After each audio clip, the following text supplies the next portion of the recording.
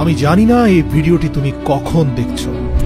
হতে পারে 2024 সাল শেষ হতে চলেছে, অথবা 2025 সাল চলে এসেছে।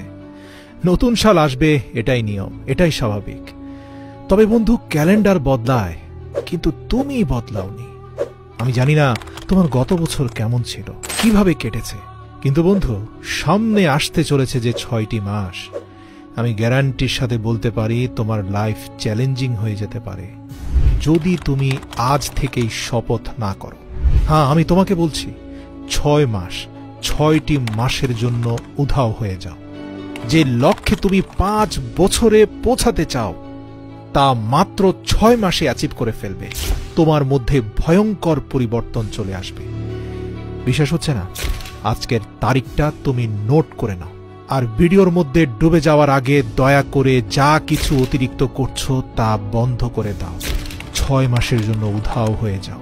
সামনে আসতে চলেছে 6 মাসের জন্য ভুলে যাও তোমার দুনিয়াতে বন্ধু আছে। বিশ্বাস করো, কেউ কোথাও যাবে না তোমাকে ছেড়ে। 6 মাসের জন্য দরজা বন্ধ করে দাও, দূরে চলে যাও এসব ডিস্ট্রাকশন থেকে। মানে 6 মাস তোমাকে দুনিয়ার মানুষ থেকে উধাও হয়ে যেতে হবে, নিজেকে আইসোলেট করে ফেলতে হবে, ঠিক যেভাবে করোনা কালে মানুষ আইসোলেশনে চলে যেত, যেখানে শুধু তুমি, তোমার মাইন্ড, বডি আর তোমার লক্ষ্য, তোমার উদ্দেশ্য, তোমার জীবন থাকবে। কি ভাবছো? 6 মাস, এত বেশি সময়? বন্ধু, এটা শুনতে হয়তো অনেক বড় লাগছে, কিন্তু এটাও তো চিন্তা করো যে এটা তুমি তোমার লাইফ আর স্বপ্নের জন্য করছো। এটার মধ্যে যেই আসুক, যত ধরনের মানুষ যত কথাই তোমাকে বুঝাক, যত টাকা পয়সার লোভ আসুক, যে যেইভাবে তোমাকে বুঝাক না কেন, মনে করবে তারা ফালতু কথা বলছে।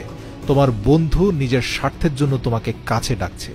বিশ্বাস করো, তোমার যাওয়া না যাওয়া নিয়ে কিচ্ছু যায় আসে না। মনে রাখো, এই 6 মাসে তুমি যত মানুষের সাথে থাকবে, তুমি ততই নষ্ট হবে। সব আনন্দের গ্রুপ থেকে লেফট হয়ে যাও, ফালতু মানুষ এড়িয়ে চলো, আর টাইম ওয়েস্ট যারা করে তাদেরকে ব্লক করে দাও জীবন থেকে, ফেসবুক থেকে, ইনস্টাগ্রামের দুনিয়া থেকে বের হয়ে আসো। তোমার কাজ আছে জরুরি, এটা বলে শেষ করো চ্যাটিং।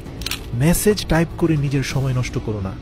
6 মাস সেলফিশ হয়ে যাও, নিজের কথা চিন্তা করে, নিজের লাইফ, নিজের স্বপ্ন, নিজের লক্ষ্য, নিজের ফ্যামিলির কথা চিন্তা করো। Number 2, speech less, do more.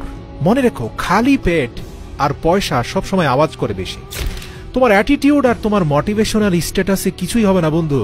কেউ কিছু বলে দিয়েছে আর তার বদলা নেওয়ার জন্য ফেসবুকে তুমি স্ট্যাটাস দিয়েছ, success is the best revenge.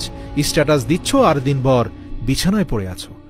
অন্যকে জানানোর জন্য, অন্যকে দেখানোর জন্য স্ট্যাটাস দেওয়া বন্ধ করো। ফেসবুক, ইনস্টাগ্রামের ফাঁদ থেকে বাইরে আসো। মানুষের সাথে তর্কাতর্কি করা বন্ধ করো। সবাইকে নিজের কথা বলো না। তোমার জীবন হচ্ছে তোমার সবচেয়ে প্রাইভেট পার্ট। সবাইকে নিজের জীবনে ঢুকতে দিও না। কখনো ভেবেছো তোমার মোটিভেশন কেন সবসময় ঠান্ডা হয়ে যায়? কারণ তুমি এমন মানুষদের সাথে থাকো যারা তোমার সব এনার্জি চুষে নিয়ে তোমাকে খালি খোসা বানিয়ে ছেড়ে দেয়। এরকম বন্ধুত্ব থেকে বাইরে আসো। মানুষকে নিয়ে সমালোচনা করা, অন্যকে নিয়ে চিন্তা করা ছেড়ে দাও। যদি তুমি না থাকো, দুনিয়া থেমে যাবে না। তোমার থেকে শ্রেষ্ঠ মানুষটা দুনিয়া থেকে চলে গেছে বলে দুনিয়ার কিচ্ছু যায় আসেনি। তোমার না থাকা নিয়ে কিচ্ছু যায় আসে না। দুনিয়া যেভাবে চলছে সেভাবেই চলতে থাকবে। মরে যাওয়া মানুষকে মানুষ একদিনই ভুলে যায়। কি যায় আসে কে তোমাকে নিয়ে কি ভাবছে না ভাবছে? আর যদি তোমার এতই ফিলিংস হয়, মানুষের কথায় যদি এতই কষ্ট হয়, দয়া করে অনুরোধ করি 3 নম্বর পয়েন্টটা মুখস্থ রাখো। মানে নিজের ফিলিংসগুলোকে জ্বালিয়ে দাও এই 6 মাসের জন্য। এই যে খিটখিটে মেজাজ হয়ে যাচ্ছে, ডিমোটিভেটেড হয়ে যাচ্ছ, মারাত্মক টেনশন হচ্ছে, তাহলে দয়া করে একটা কাগজ নাও আর লেখো কেন তোমার আত্মবিশ্বাস হারিয়ে যাচ্ছে, কেন এত টেনশন তোমার। যত রাগ, অভিমান, নেগেটিভ এক্সপেরিয়েন্স সব কিছু কাগজে লেখো, তারপর আগুন দিয়ে তা জ্বালিয়ে পুড়িয়ে তছনছ করে দাও। দেখবে তোমার ভেতরের ফিলিংসগুলো জ্বলে পড়ে ছাই হয়ে গেছে। একদম খালি হয়ে যাও। আর যদি বলতেই চাও, মানুষকে না বলে শুধু নিজের সৃষ্টিকর্তাকে বলো। রাতের আধারে হাত তুলে প্রার্থনায় তাকে বলো। মনে রেখো, মানুষকে নিজের কষ্টের কথা বলে নিজের দুর্বলতা প্রকাশ করে দিও না, বরং সৃষ্টিকর্তাকে বলে আধ্যাত্মিক শক্তি অর্জন করো। মনে রেখো, তোমার চোখের পানি মোছার জন্য কেউ আসবে না, সবাই বেইমানি করে চলে যাবে। Number 4 point, think you like a product. দেখো, 21 দিন তুমি যা খাবে, তুমি যেভাবে দেখবে, তুমি যা করবে, তুমি যা শিখবে, আমি গ্যারান্টির সাথে বলতে পারি তুমি ঠিক ওই রকম হয়ে যাবে। মানে এটা তোমার অভ্যেস হয়ে যাবে। দেখো, লোহা 21 দিন চুম্বকের সাথে থাকলে চুম্বকের মতো হয়ে যায়, কিন্তু আবার কিছুদিন দূরে থাকলে সে আবার লোহা হয়ে যায়, মানে যেমনটা ছিল তেমন হয়ে যায়। মনে রাখবে, তুমি হচ্ছ তোমার হ্যাবিটের গোলাম, তোমার অভ্যেসের দাস। তোমার হ্যাবিট নিশ্চিত করবে তোমার সাকসেস। নিজেকে একটা প্রোডাক্টের মতো ভাবো। এটা চিন্তা করো যে যদি কোনো গাড়িতে খারাপ তেল যায় তাহলে সে গাড়ি কতদিন চলতে পারে। তুমি তোমার ব্রেনকে যত ভালো জিনিস দেবে তত ভালো ডিসিশন নিতে পারবে তোমার ব্রেন। তোমার হাতে থাকা মোবাইলটাও তো আপডেট নেয় বন্ধু, তাহলে তুমি কেন নিজেকে আপডেট করছো না? কেন নিজের মাইন্ডকে খারাপ অশ্লীল ভিডিওতে ডুবিয়ে রেখেছো? কেন ইনস্টাগ্রাম, নেটফ্লিক্স আর নাটক সিনেমার জগতে তুমি ডুব দিয়েছো? এসব বন্ধ করো আর নিজের মাইন্ডকে 100 ভাগ ফ্রেশ করে ফেলো। হ্যাঁ, ওই যে বলছিলাম, মেজাজ খারাপ হয়ে যায়, মাথা ব্যথা করে, লক্ষ্য এবং উদ্দেশ্যের দিকে ফোকাস করতে পারছো না, মনোযোগ দিতে পারছো না। এর কারণ কি জানো? তোমার শরীরকে তুমি ভালো খাবার দিচ্ছ না, যত সব জাঙ্ক ফুড, অস্বাস্থ্যকর খাবার তুমি খাচ্ছ। মনে রেখো, খারাপ তেলে যেমন গাড়ি নষ্ট হয়, খারাপ খাদ্যে তোমার শরীর, তোমার মস্তিষ্কের ক্ষমতা নষ্ট হয়।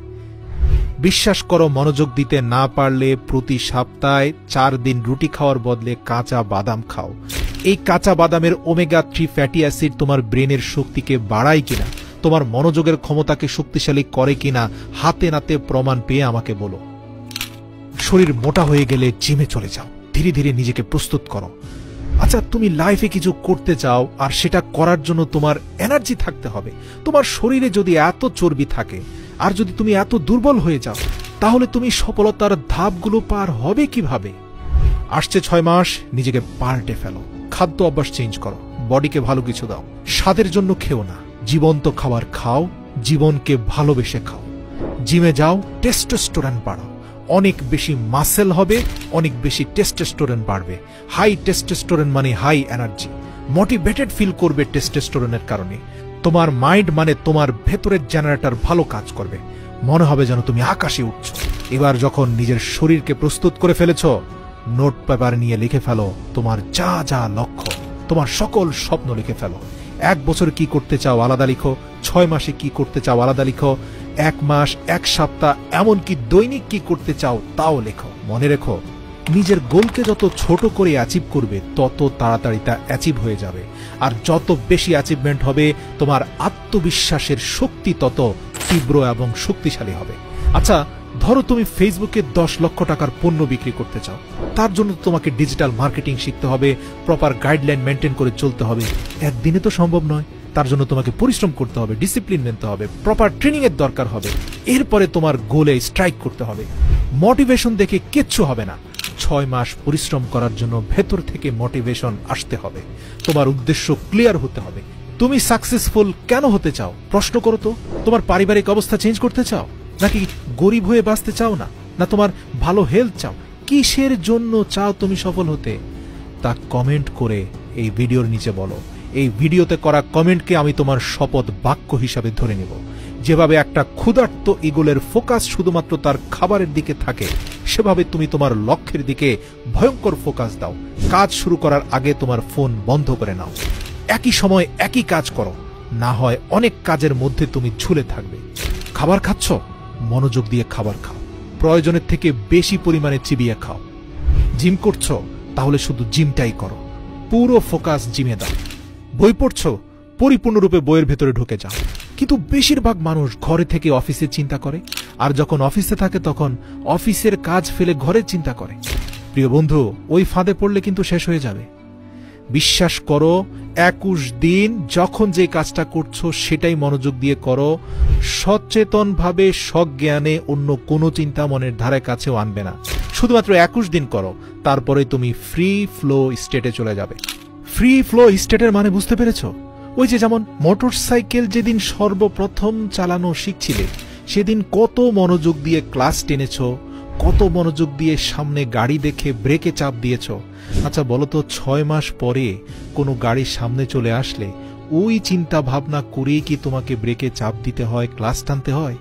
নাকি তোমার অবচেতন মন অটোমেটিক তোমার পাকে ব্রেকের কাছে নিয়ে যায় আর হাতকে ক্লাস টানতে বলে? যদি সত্যি সেটা অবচেতন মনই বলে থাকে, তাহলে আমি বলবো এই অবচেতন মনটাকেই তুমি অ্যাক্টিভেট করে ফেলো। এটাই তোমাকে ডিসিপ্লিনের মধ্যে নিয়ে যাবে। মানে তোমার সাবকনশাস মাইন্ডকে শক্তিশালী করতে হবে। মানুষের কথায় যদি কান দাও তাহলে এসব করতে পারবে না। এই 6 মাসের জন্য মানুষ তোমাকে বলবে, আরে তোর কি হয়েছে, তুই তো দেখছি পাগল হয়ে গেছিস, বদলে গেছিস, এরকম হাজার কথা তোমাকে বলবে। তোমাকে কিন্তু তোমার নিজের কথাটাই শুনতে হবে। মনে রাখবে, তুমি এই 6 মাস কোথায় পালিয়েছ, কি হয়েছে তোমার, এর জবাব মুখ দিয়ে নয়, তোমার পরিবর্তন দিয়ে দিতে হবে। সত্যি বলছি, এই ভিডিওতে বলা প্রত্যেকটি ধাপ যদি যথাযথভাবে অনুসরণ করে তোমার সর্বোচ্চ শক্তি দিয়ে চেষ্টা করো, তাহলে 6 মাসে তোমার জীবন কমপ্লিটলি ট্রান্সফর্ম হতে পারে। আর মনে রাখবে, এটা অর্জন করার জন্য তোমার মাইন্ড কিন্তু পজিটিভ হতে হবে। তুমি যদি আত্মবিশ্বাসহীন হও, নেগেটিভ হও, তাহলে বন্ধু লক্ষ্যে পৌঁছাতে পারবে না। প্রতিটা স্তর স্টেপ বাই স্টেপ বলার পরেও যদি তুমি না পারো, তাহলে আর কিছুই করার থাকবে না। কমেন্টে লিখো তোমার শপথ বাক্য, কেন তুমি নিখোঁজ হচ্ছ 6 মাসের জন্য। সযত্নে থেকে যাবে এই কমেন্ট। 6 মাস পরে এসে দেখে যেও তুমি কি শপথ বাক্য উচ্চারণ করেছিলে এখানে।